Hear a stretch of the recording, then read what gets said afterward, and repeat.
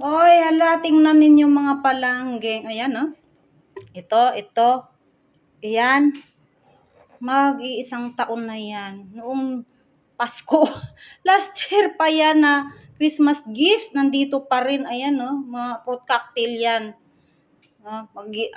Aabutan na uli ng another Christmas package. Nandito pa itong mga ito.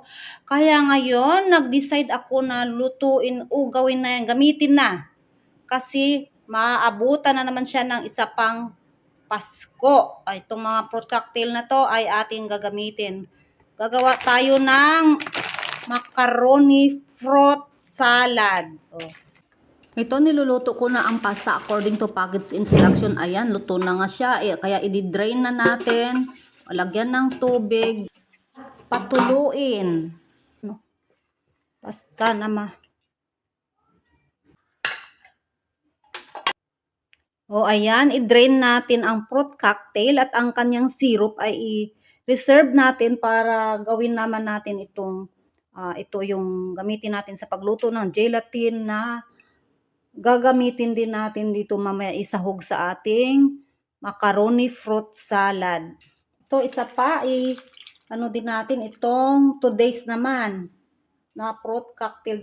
Dalawang fruit cocktail ang ating gagamitin para ubos nga itong mga fruit cocktail na nandito pa sa bahay. Aabutin na ng Pasko uli.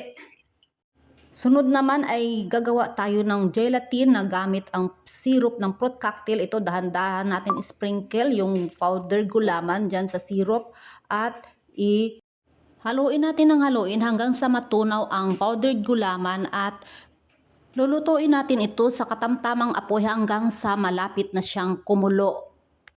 Ayan, simiring na, patayin na natin ang apoy at hayaan na lang natin na dyan mag-form ang gelatin at mag-proceed na tayo sa paggawa ng macaroni fruit salad. Ito na ang mga sangkap: elbow macaroni, cheese, fruit cocktail, mayonnaise, Nestle cream, gelatin na ginawa natin kanina. Tip para makatipid kayo sa gas pag nagluto kayo ng pasta, pag malapit na ito maluto, patayin na ninyo ang apoy at itakpan ang inyong lutuan at hayaan nyo ng mga 15 minutes at saka nyo balikan.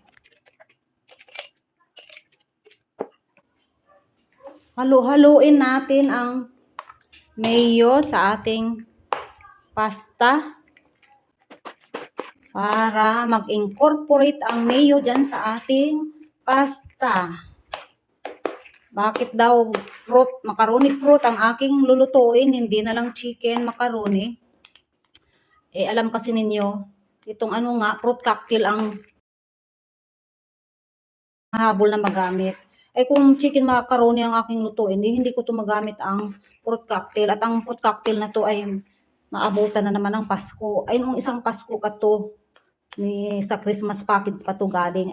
Di ba malapit na lang uli mag-Pasko, nandito pa ito, kaya ito gagawan ko na lang siya ng macaroni fruit.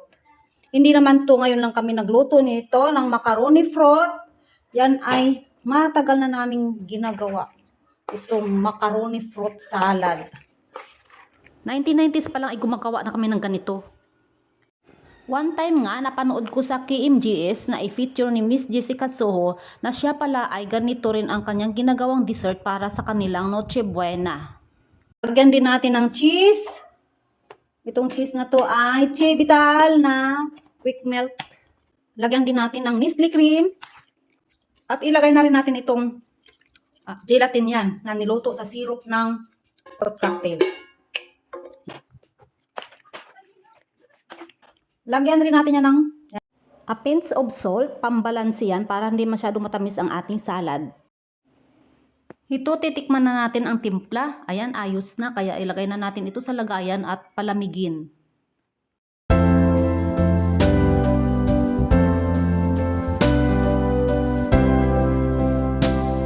Ito na ang ating macaroni fruit salad na ginawa.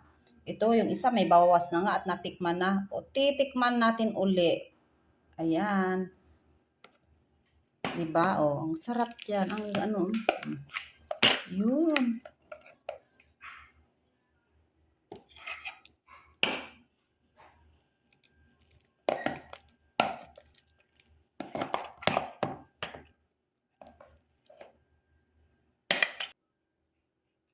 Hmm.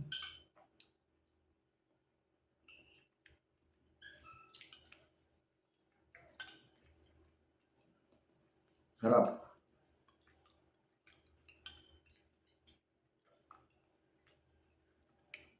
Masarap yung blend ng mayonnaise, ng cream, at saka ng gatas ay nag-incorporate na. Hindi siya masyadong matamis.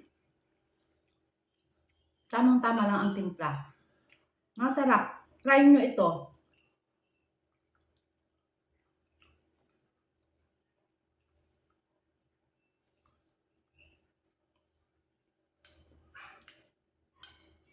Hmm.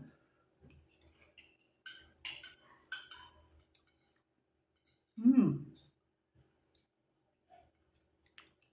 Masarap.